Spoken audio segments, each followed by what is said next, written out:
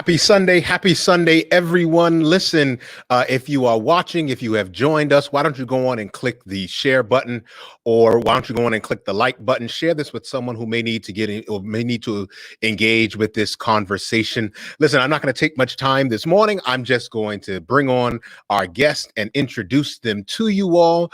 Welcome to the broadcast, Dr. Jacqueline and Geston Pierre. Dr. Jacqueline Pierre was born in Atlanta, Georgia. Let me just tell you a little bit about our guest. Was born in Atlanta, Georgia, and raised on the coastal city of Wilmington, North Carolina. She attended Oakwood University and graduated with a bachelor's in chemistry and a minor in mathematics in 2012. She attended Massachusetts College of Pharmacy and Health Science University, where she received a Doctor of Optometry. Her hobbies include traveling, singing, playing ping pong, cooking, and Netflix binge watching. Let me also introduce to you Pastor Geston Pierre, who was born and raised in the crazy state of Florida. He attended Forest Lake Academy and then Oakwood University, where he graduated with a bachelor's in religion and theology in 2009. He received his master's of divinity from the SDA Theological Seminary in Berrien Springs. He wrote here Boring Springs, Michigan. He pastored in Central Florida, Oakland, California, and now Northern New Jersey at the Church of the Oranges, commonly known as Koto. He has been a member of the award-winning a cappella group Committed since 2005, and he is passionate about helping people and organizations leverage their influence to make a lasting impact. Why don't you welcome Dr. Jacqueline and Geston Pierre to the broadcast? And why don't you just tell us a little something about you all that wasn't included in the introduction, and then greet everybody, because I know that they're not here to see me, they're here to see you. Oh, hey, what's up, everybody? Thanks for joining us for this Sunday conversation series. And thank you, Dr. David. Dr. David. Thank you, David, for having us. I'm going to let my wife go first. Good morning, everybody. I guess something that wasn't in the bio. Let's see. Well, I have a passion for geriatrics. My grandmother was in and out of the hospital a lot, and then she was placed into a rehabilitation center. And so I practically grew up there. And while I was there, I made like 5 new friends, and I would go and visit them and love listening to their stories. And ever since then, I've had a passion for geriatrics. So you like old people. That's awesome. That's why she's with you. Right. Oh, well played. Who said that? Yeah, this is going to be good. I'm excited to be here. Something that's not in my bio. I've been involved in pastoral ministry for almost a decade now. You call me an old man. Okay. But the joke is I don't have the oil yet. And there's a long story behind that. So, yeah, that's my story, and I'm sticking to it, and I embrace it, and I love serving the Lord. All right. So we're gonna get all up in your business this morning. We're gonna get right into the discussion. But first, we're gonna pay some bills. We're gonna come right back. So you still have time to share this with someone that you think may want to benefit from it. After this short commercial, we'll be right back with Jacqueline and Geston Pierre. The Relationship Ministries Department of the Allegheny East Conference is a family of ministries that seeks to engage, enrich, and empower families, men, singles, couples, and parents to have healthy and whole relationships. To access the many resources we have available to you, your church, or your family, visit us on the web at www.visitaec.org/relationshipmin. I hope you paid her.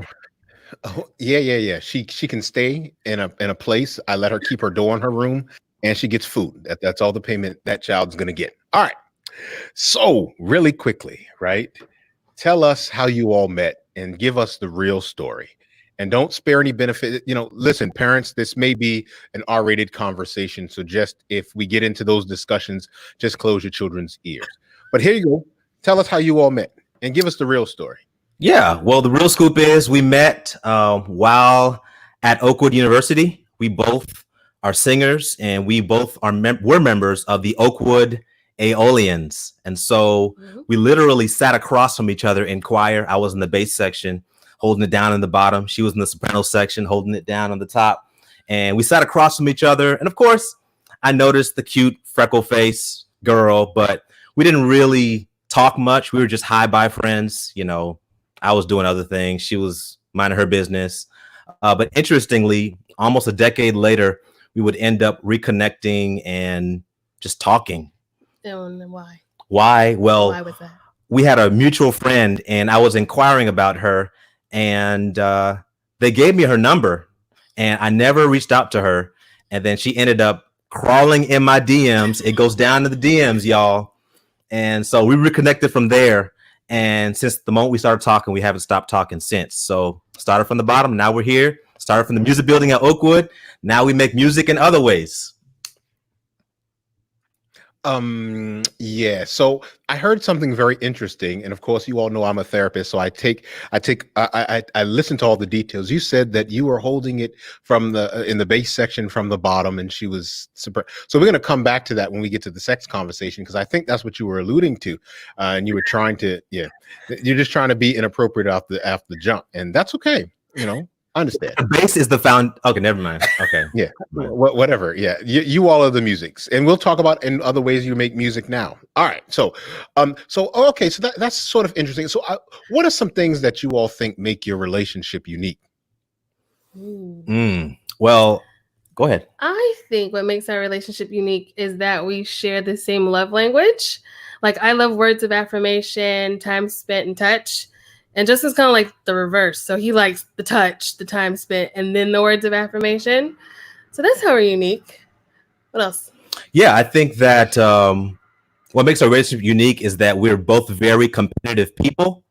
Super competitive. So whatever we're doing, whether it's ping pong, whether it is playing Uno, no matter what we do, we go hard and we play to win. So and who wins? We play to win. And Who so wins? sometimes I win, but sometimes she wins. But truth be told, about 85% of the time she wins. So yeah, we're both very competitive and we enjoy competing against each other. But I think we leverage that to work together at the end of the day. Yeah. So I mean, we love the same food. We found that off right at the jump. We love Thai food and we love to travel and we're best friends. yeah, we are best friends and we have common interests that we love to share together. Mm-hmm. Awesome. So I'm wondering something. Since you all have so many similarities and so many things that you all both like, talk to us about some of the biggest blessings that you've seen in your relationship and in your marriage. And for you, Justin, for being a pastor and starting off ministry by yourself, at least I imagine you were by yourself. Yep.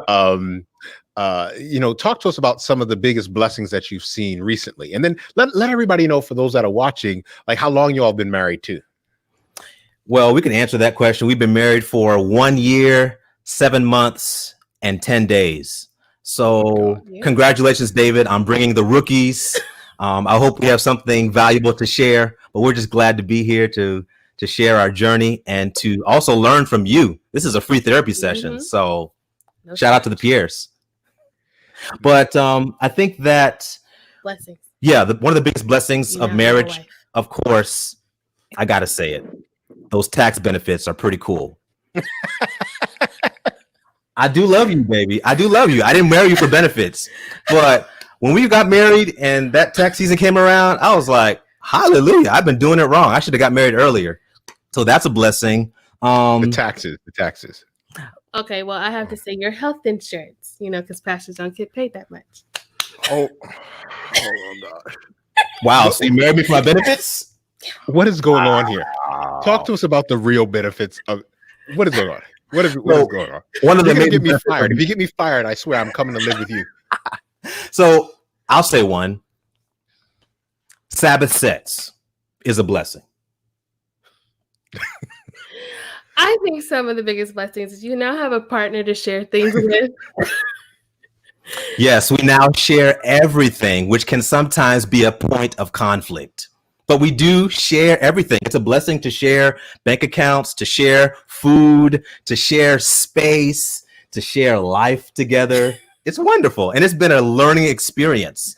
So it's been a blessing to have someone to keep it real with me, who tells me like, get it together. Like, you're slacking. You can do better. So it's always good to be challenged by someone and to grow with them. So that's been a blessing, having that companionship.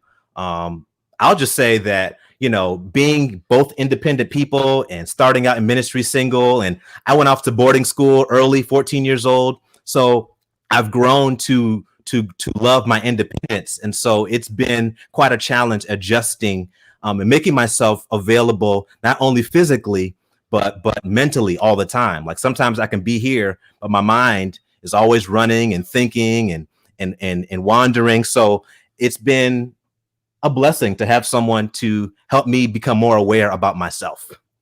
Yes, and Justin's very supportive. So it's always nice to have that support when you need it, especially up here. All right. So, a lot of the people that have come on, we've heard this recurring theme about friendship, right? Mm-hmm. What do you think the role of being actual friends in your marriage plays, and how important that is, especially for those people who maybe are seeking someone that they may be attracted to, that they may be engaged with, but they don't really share some similar interests. So talk to me about friendship and how important that is, or how important that is bear out in your relationship. Yeah, I think friendship has been a very important part of our relationship, because we started out dating long distance. Like, so across the country. I was on the West Coast, she was on that coast. And so we really had time to talk and build our friendship. So after many flights, and, we would spend time together. But it was really important to cultivate that relationship, to hear her thoughts and to hear her story. We both grew up in wonderful households. However, she grew up as I don't want to say spoiled only child, but I grew up with a sibling and a bigger community than she did. And so, just navigating those nuances and differences and getting to know each other has been a wonderful blessing and a foundation, because truth be told, sometimes I get on her last nerve. And if we weren't friends, so long, bye. I'm just playing. But yeah, y'all get the point. I'll let Jackie chime in. Yeah, I mean, being friends is a very good thing, because just like Justin said, sometimes you can get on each other's nerves, but when you have that friendship built, it's like you still want to be around that person. I mean, that's truth. You still want to be around that person. Yeah, so we love each other, but we don't always like each other. But our friendship is always there. It's always there. And at the end of the day, we vowed before the Lord and our friends to stick through it, through the good and the bad, happy and sad. Yeah. That sounds like a song. It is a song. Let's stay together. Jackie, he gets on your nerves, doesn't he? Sometimes. No. I wasn't asking. Yeah, you can tell he gets on your nerves. Yes. But that's okay. That's not going to get any better over the years, because when I'm seeing you all interact, I see a lot of me and my wife in you all, and I work my wife's last nerve. Trust me. I search for it too. Like, I search for that joint. Yeah. Anyway, so luckily she's not on the broadcast with me. Otherwise, she'd be kicking me under the table right now. But you all said something very interesting that I think can lead us into another discussion that I think will be important for people who may be watching.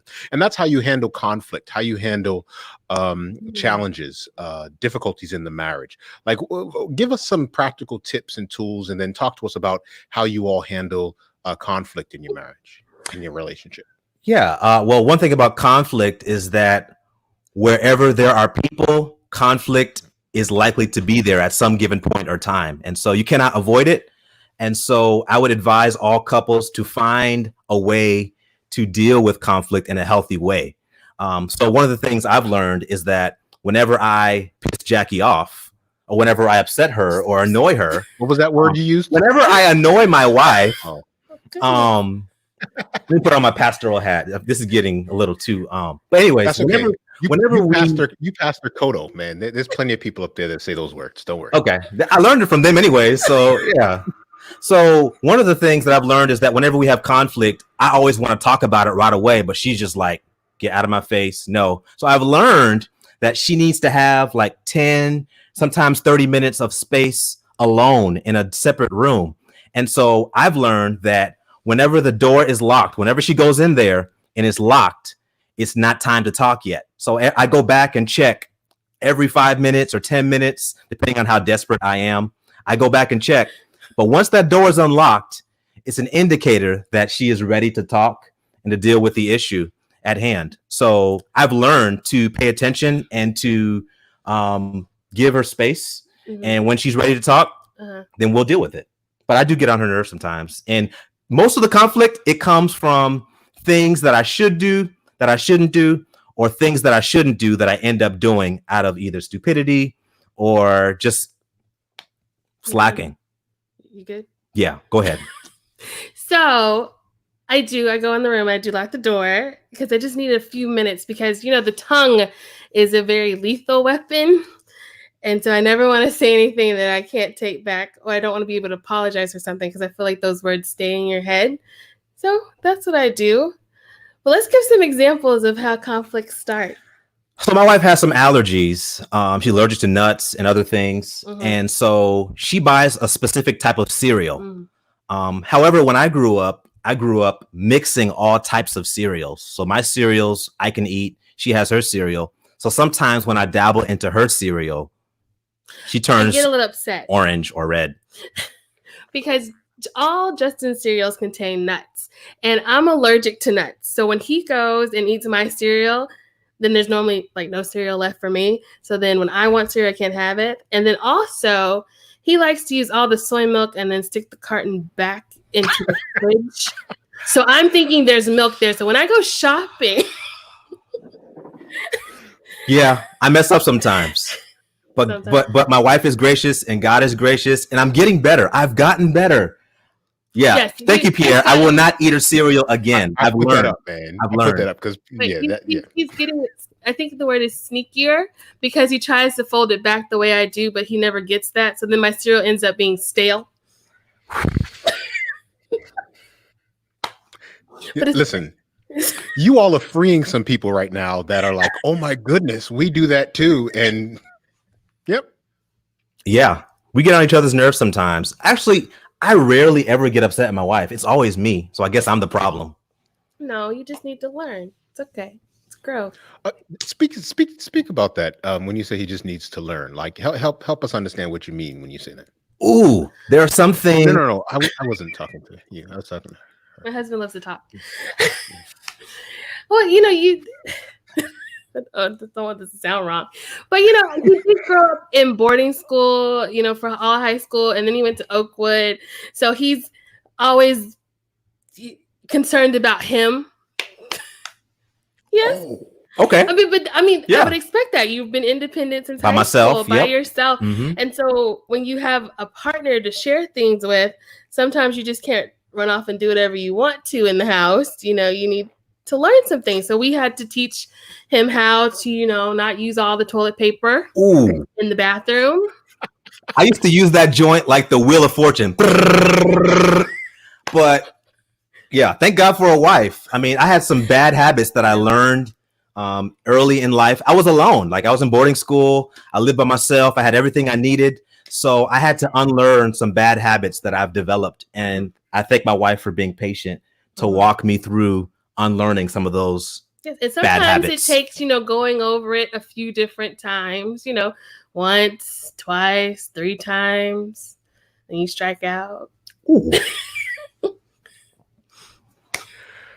Wow. But that's why there's the friendship. That's why there's the friendship.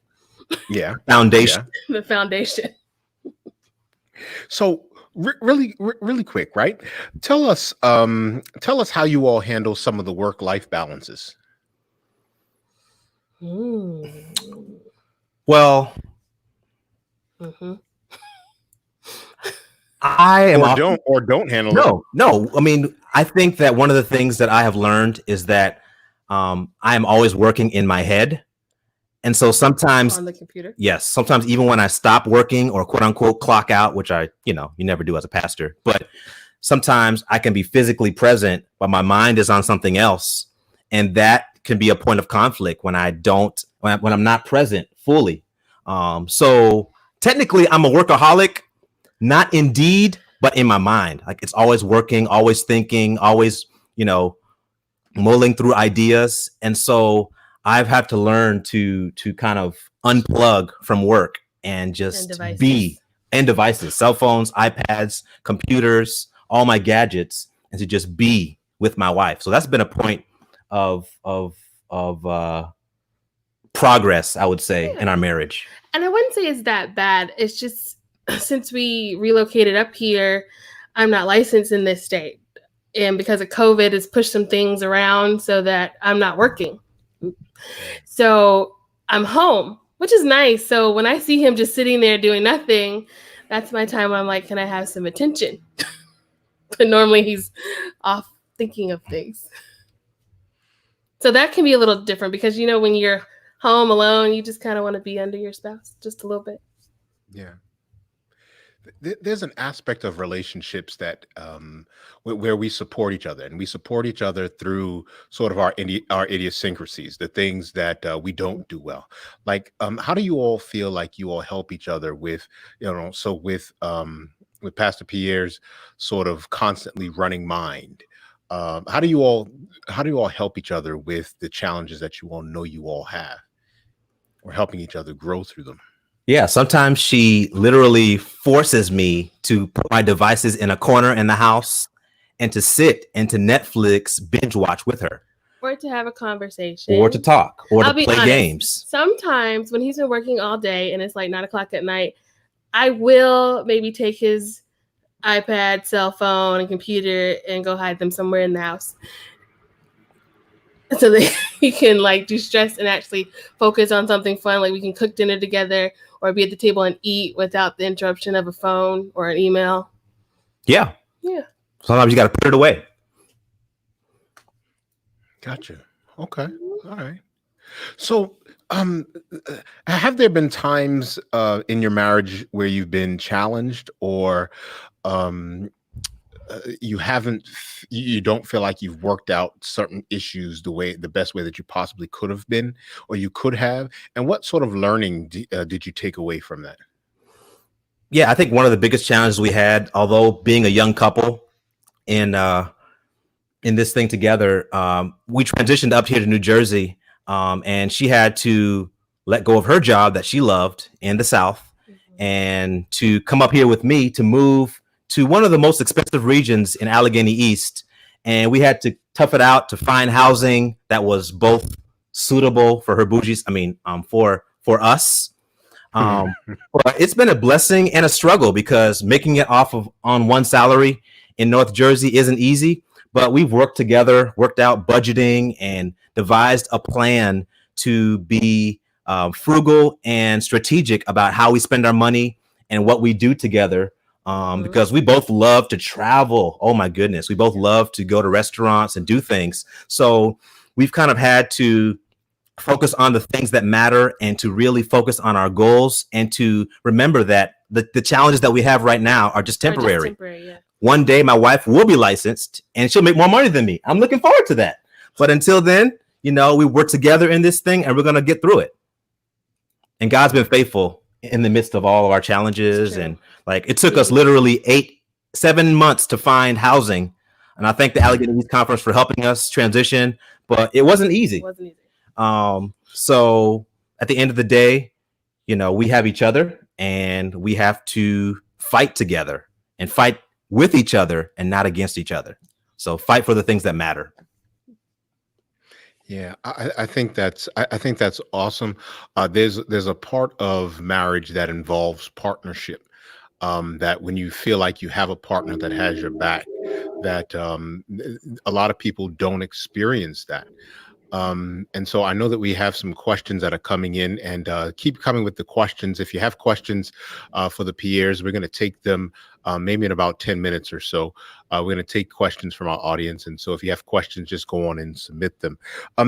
Really quickly, let's talk about passion. Let's talk about sex. I know that you all are only a year in, and there's some things that you mentioned. I even heard you talk about Sabbath sex, and I don't understand, Pastor. You don't do your own pleasure on the Sabbath, so I don't understand where you get that from. But talk to us a little bit about intimacy, and talk to us about sort of the importance importance of it, because one of the complaints that we know a lot of couples who are experiencing difficulties in the intimate portions of their relationship that they complain about is they complain about affection, they complain about sex, which is all encompassing in intimacy. So sort of talk to us about that, and then give us some practical advice that we can take. Yeah, I think that. Go ahead. You want me to go? No, yeah, you go. Yeah, I think sex is important in a marital relationship because it allows you to bond together, to literally be one. But I think what we've learned to do is to communicate, share, and grow. Because although we are young, we've still had to learn and grow into our own sexual rhythm. It didn't just come naturally. After you walk off the stage and you get married, it's not just sex, sex, sex, sex, sex. Like, life has to go on. Bills need to be paid. And so sex is not everything, but sex is something important. And so talk about what you like, what you don't like, what you'd like to try. Be open, be spontaneous, be willing to explore and to do whatever it takes by any means necessary to please your spouse. Like, one of the things that we do, sometimes we've learned we need to foreplay. We need to role play, actually. We're going to get to foreplay, but we need to role play. Like, for example, we'll pretend we don't know each other. We did this before COVID. Go to a restaurant, start talking to each other, and I end up taking her home. And 9 times out of 10, I get in them draws. So... But it's role play. I mean, we act like we don't know each other, but you got to keep it fresh. Find a way to keep it exciting and don't fall into the. He just fell out of the screen. Wow. Come back, David. Don't leave us hanging. This is real talk. Yes. So yeah, Let's talk about draws. Go on. Let's go back to intimacy. Yes, intimacy, being one. Mm-hmm. Yes, intimacy doesn't always mean physical. I was attracted to this mind, at least I thought I was attracted to this mind. So the conversations or funny things he'll do or to make me laugh is all kind of the intimacy that grows. Like, I can be cooking in the kitchen and Justin will come up behind me and hug me because he knows I like passion, and touch is a love language. So there's little things you can do to like find the love language that your spouse has and incorporate that into your intimacy, because that's how they speak love, or that's how they feel loved. And that's one of the ways you can like increase your intimacy in that aspect. Yes, love them in their love language and with their love language. So that takes intentionality. And I'm grateful that we have the same love languages. It might be in different priorities, but we generally have the same love languages. So I've learned that even foreplay begins long before you get to the bed. It can start in the morning with the words of affirmation. It can start in the middle of the day when you volunteer to serve and to do something, to rub her feet, whatever. That's all foreplay. Being considerate and kind and doing everything I can to make sure that she is not annoyed. That is all foreplay. I got you. So let's see if we can set some people free really quickly, because we oftentimes associate sex, intimacy with something that is dirty, even though God made it. It's like one of God's greatest gifts. But I also think that you mentioned something else about communication when it relates to sex. Like, many times we don't have a healthy sexuality, so we feel like there's some things that we're even uncomfortable talking about in the marital relationship. Sort of talk to us a little bit more about the benefits of your mouth and your ears being your most important sexual organ. They may not be the funnest ones, but they're at least your most important ones. Talk to us a little bit about that. No, not right now, Jacqueline, not right now. Okay. No. So just talk to us a little bit about that. So I've learned that the best time to talk about sex is right after sex. Like, we've had some of our best conversations, like, before I pull out, like, while we're still one. Like, we're still one. We're done, but we're still one. And let's talk about it. That was cool. That was, I appreciated that. That was a little different. So, I feel like after sex, like I am like opened up, like I'm more transparent. I feel closer to her. So yeah, like don't even wait. I mean, yeah, you can pull out, you can be done, you can wash up, all that. But listen, talk about it. What worked? What didn't work? Oh God, I've never had someone say pull out on one of my broadcasts before, but this is awesome. People are getting off because their kids are watching, but that's okay. Oh We told my them in God. advance. That's okay. No, no worry. So sort of continue that with the communication. Like, how do people, if they know they need to talk about these things, give them some practical tools as to how they can start? We know You what have you to, just said, but give us give us some other tools, you additional have to tools. be vulnerable because that can be like a tough subject. You have to be able to trust your spouse to listen to what you're going to say and then actually put that into practice. Because if they're not putting it into practice, then you're not being, satisfied. And if not satisfied in that way, then some other things can come up where you're not satisfied in other aspects. Yeah, you need to be humble enough to receive the constructive criticism. Right. Like that was okay, but we should try this next time, or don't do that anymore, or just be open. And I shouldn't take the critique as an attack on my manhood or my performance, but it's ultimately for the greater good, for our fulfillment, for our enjoyment, to glorify God, all the more better. So yes, so it's important to communicate about those sensitive issues that we often try to veer away from. Like, oh my goodness, how did you come in just 2 seconds? What happened? How can we work on this? So talk about those awkward things that you try to sweep under the rug that might be happening in your relationship. Right. So, and women have to be open and honest. Like, I'm glad you got yours, but I'm not done yet. Right. So be open, be willing to talk. I love you guys. Yeah, this is awesome. Yeah, thank you so much for this for this discussion. So all right, so real talk, right? A lot of individuals, we struggle because we don't have these conversations. And so for those of you that are watching, I want you all to make sure that you understand that you're all each other has, or you're all each other is supposed to have. Right. And so as it relates to things like fantasy, as it relates to things like role play, so if you like, if you like never mind. If you like getting your hair put, then tell your husband. If you like, someone pulling your finger or something, I don't know, this relate it to one another, because you all only have each other. And the challenge is when we have ideas and when we have desires that we don't express to our spouses, then that's when fantasy creeps in about other people. That's when people have issues or deeper issues with pornography or stuff like that. And so it's important. And I want to thank you all for sort of addressing that and talking about it. So go on. Someone said entangled with your husband. I like that.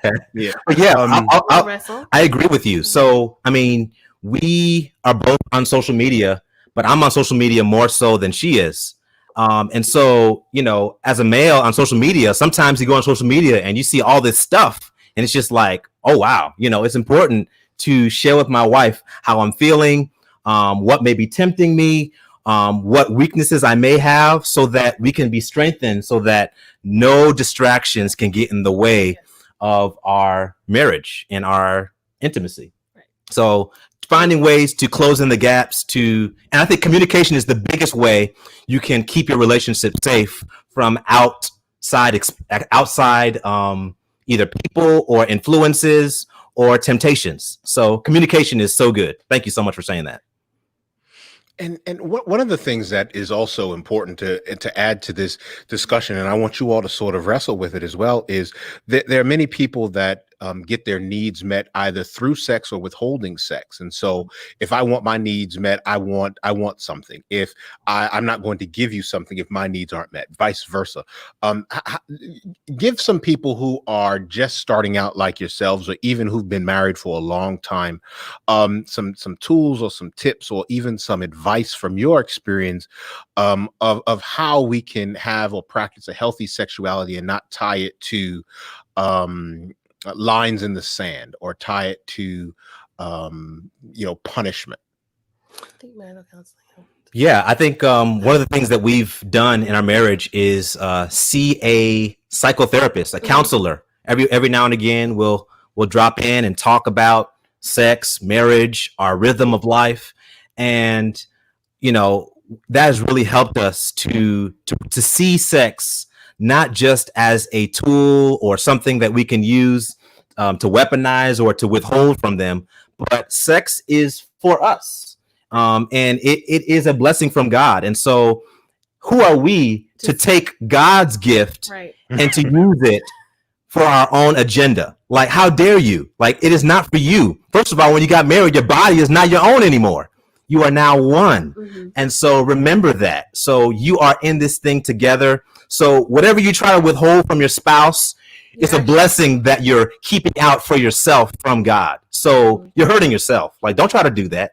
It's for both of you.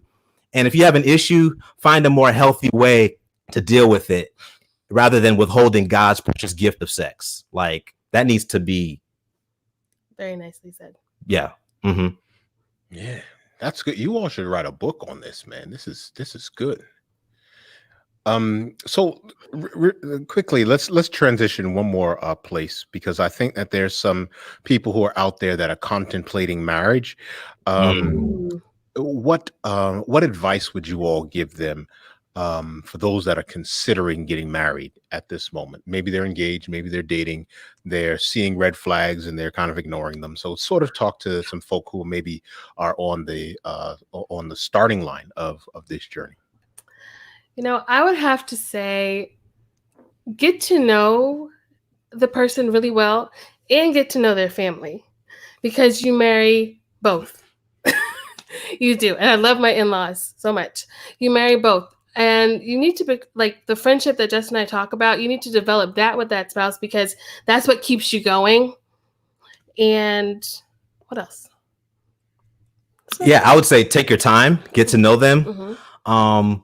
You also need to pay attention to what they are saying, not just saying, but doing, because it's easy to say something, but to not be about it.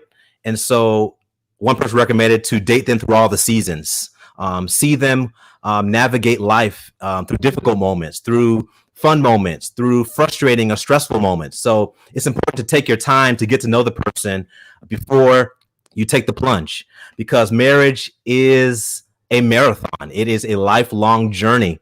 And a lot of people like to rush into marriage because their friends are doing it, or they feel pressure, or they just are eager to get some of those benefits. True. But at the end of the day, marriage is a sacred institution from God, and you ought to enter it with the utmost respect and with guidance from not just your family, but from God. Like, what is God saying about this person? Do you feel like God is leading you to this person, or do you feel like God is saying, yo, back up, go the other way, they're not good for you? So being aware and courageous enough to do what God says and to listen to your gut at the same time. So like, listen to your head, not the head down there, but your head, So that's advice I would give to someone contemplating marriage. And I would say too, red flags are red flags.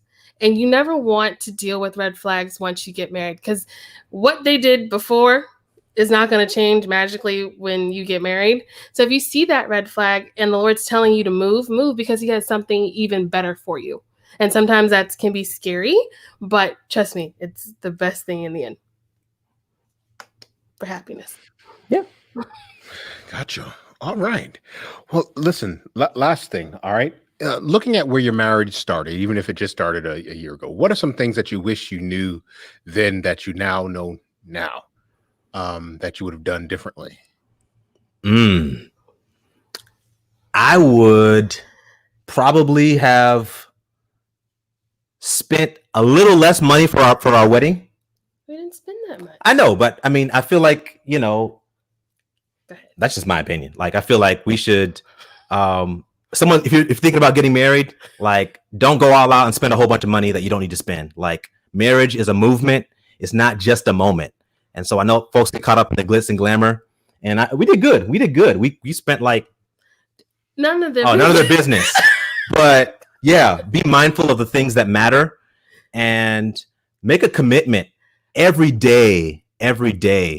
Have devotion with your wife or husband. Be intentional about loving them with their love languages, and at the end of the day, serving them, because at the end of the day, it's about service and serving your spouse. And when you both serve each other, you both can find fulfillment and happiness. So it's not about what I can get. So one thing I wish I would have learned or done, Communicate. yeah, I probably should have learned to communicate better. So before you get married, really become a good communicator. If you need to see a counselor, if you need to talk through it with somebody, do it, because those tools of communication will help you to navigate when the waters get murky and when the going gets tough. So that's one thing I would have done. Right. To be open and transparent is one of those things I would say for myself. You always have to be open and transparent with your spouse because they don't read minds. So you just have to be able to tell them what you want. I wish I knew Justin could cook a little better, but we're training. Yeah, I'm getting better. I'm learning in the kitchen from you. Thank you. But one thing I've noticed is that anything that you start doing while you're dating, continue. Keep up the same energy while you're married. Don't slack off. Like if you started doing something, be consistent, because your wife will call you out on it. Yeah. I just had like one small rule when we were dating. I was like, if you plan on doing something for me every Tuesday, then I'm going to expect something from you every Tuesday. So if you bring me flowers on Tuesday, then every other Tuesday you're going to bring me flowers. That's very true. Consistency is important, because then once you start something off, then you don't continue it, then that person starts thinking that there's something wrong. Something wrong. Oh, yeah. When in truth, you may love someone more and they get the impression that you love them less. Mm-hmm. Yeah. Very good advice. Very good advice. Listen, all right. So we're gonna take questions in about a minute, and so we do have some questions that have already come in. So what we're gonna do is we're gonna take a little break, and then we're gonna come back and we're gonna hit these questions. And so if you have any questions, please make sure you put them in the chat, and we will be right back. The Relationship Ministries Department of the Allegheny East Conference is a family of ministries that seeks to engage, enrich, and empower families, men, singles, couples, and parents to have healthy and whole relationships. To access the many resources we have available to you, your church, or your family, visit us on the web at www.visitaec.org/relationshipmin.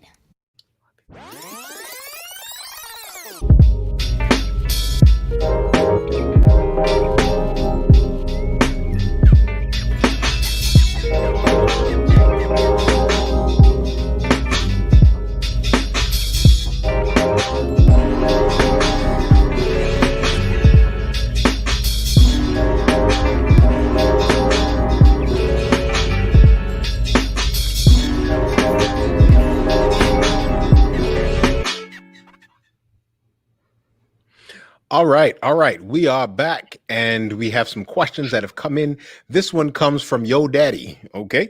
When expressing to my significant other an issue that bothers me, it is dismissed and made not to be that big of an issue. But when it comes to her, she can express it, and I have to listen and understand and apologize. Help.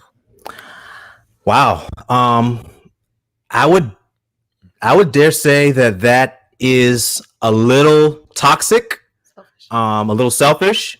So I would advise your daddy and your wife to talk to Dr. David Defoe, who is a certified licensed counselor, and I'll put the ball in his court. Huh. Well, yeah, you may need some. You actually may need some marital therapy, and I would recommend that you go and you actually see somebody and seek help for that. Yeah. Did you have anything else to add, Dr. Jacqueline, or that was good for you? No, that's basically it, because both people have to be willing to share and communicate. So I have to take everything that he says as something very valuable for him, even though what he's saying might not be valuable for me.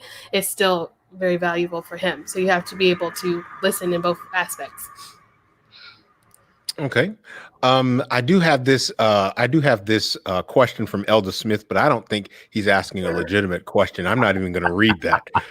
He's nasty. So we're not even going to. That's not. I don't think he meant that to We'll ask tell us you that. in marriage ministries next week. Next third Sabbath.